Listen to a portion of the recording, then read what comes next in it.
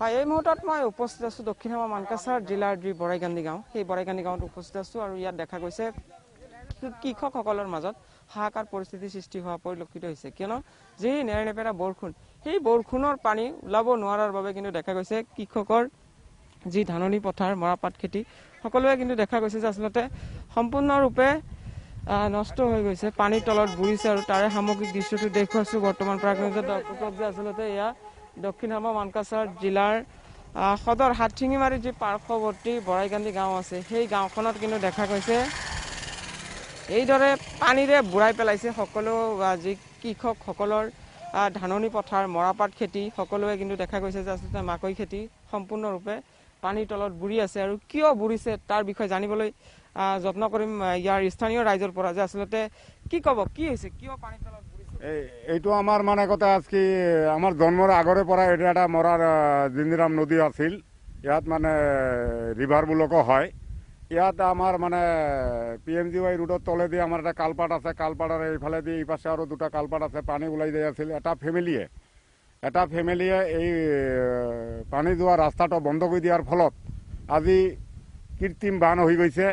এই বানৰ ফলত আজি মানুহৰ হাঁহ নচৰা অৱস্থা হৈছে। মৰাপাট, ইৰি ধান খেতি, চব্জি আৰু আপোনাৰ এই যে জোৱাৰ যে কয় এইবিলাক একেবাৰে নষ্ট হৈ গৈছে, পানীৰ তলত বুৰ গৈছে। এতিয়া আমাৰ যিহেতু আমি গাঁৱলীয়া ৰাইজ হয়, কৃষক ৰাইজ, এনেকুৱা অৱস্থা হৈছে, আমাৰ হাঁহ নচৰা অৱস্থা হৈছে।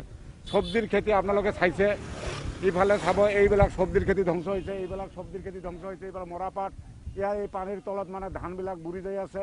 এইবিলাক বাৰীঘৰ, এইবিলাক বাৰীঘৰ গোটেইবিলাক মানে পানীৰ তলত যাই আছে।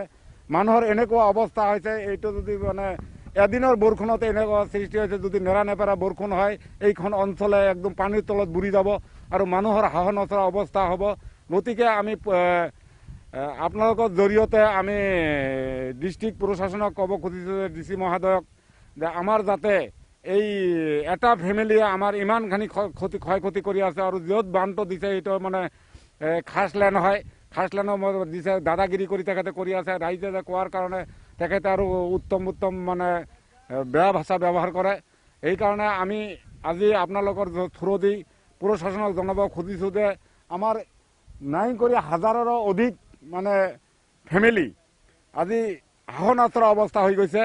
এইটো যাতে প্ৰশাসনে ইয়াৰ ওপৰত বিহিত ব্যৱস্থা লৈ আমাৰ এই মানে হাজাৰৰো অধিক ফেমিলিৰ জীৱন ব্যৱস্থাটো মানে সুচল কৰি দিয়ে, তাৰ কাৰণে আমি ৰিকুৱেষ্ট কৰিছোঁ। নিশ্চয়কৈ সাধাৰণ ৰাইজৰ মাজত হাহাকাৰ পৰিস্থিতি পুনৰ দেখুৱাবলৈ জনাম যে আচলতে সিফালৰ যিটো দৃশ্য, যিটো ঘৰৰ কাৰণে পানী ওলাব পৰা নাই আৰু সেই পানী নোলোৱাৰ বাবে কিন্তু হাহাকাৰ পৰিস্থিতিৰ সৃষ্টি হোৱা পৰিলক্ষিত হৈছে। সামগ্ৰিক দৃশ্যটো পোনপটীয়া সম্প্ৰচাৰ যোগে দেখুৱাইছোঁ যে আচলতে এয়া এক জিঞ্জিৰাম নৈ আছিলে যদিও কিন্তু দেখা গৈছে যে আচলতে একাংশই ঘৰ বান্ধি লৈ পানী ওলোৱাৰ যিটো পথ বা ৰাস্তা, সেই ৰাস্তা সম্পূৰ্ণৰূপে ব্লক কৰি দিয়াৰ বাবে কিন্তু দেখা গৈছে এই অঞ্চলৰ কৃষকৰ মাজত হাহাকাৰ পৰিস্থিতিৰ সৃষ্টি হোৱা এটা পৰিলক্ষিত হৈছে। কিয়নো যি বৰষুণৰ পানী, সেই বৰষুণৰ পানী ওলাব পৰা নাই, তাৰ বাবে আজি এনেধৰণৰ পৰিৱেশ এটা সৃষ্টি হৈছে যে আচলতে সকলোৱে যি খেতি পথাৰত যি কৃষকসকলে যি খেতি কৰিছিলে সম্পূৰ্ণৰূপে কিন্তু দেখা গৈছে পানীৰ তলত বুৰিছে আৰু বুৰাৰ ফলত হাহাকাৰজনক পৰিস্থিতিৰ সৃষ্টি হোৱা পৰিলক্ষিত হৈছে। আৰু স্থানীয় ৰাইজে দাবী জনাইছে যে আচলতে জিলা প্ৰশাসনৰ ফালৰ পৰা অতি সোনকালে পানী ওলোৱাৰ যাতে ব্যৱস্থা গ্ৰহণ কৰে। দক্ষিণ হামা মানকাছাৰ জিলা প্ৰশাসনে কেনেধৰণৰ ব্যৱস্থা গ্ৰহণ কৰে সেয়া কিন্তু পৰৱৰ্তী সময়ত লক্ষণীয় হ'ব।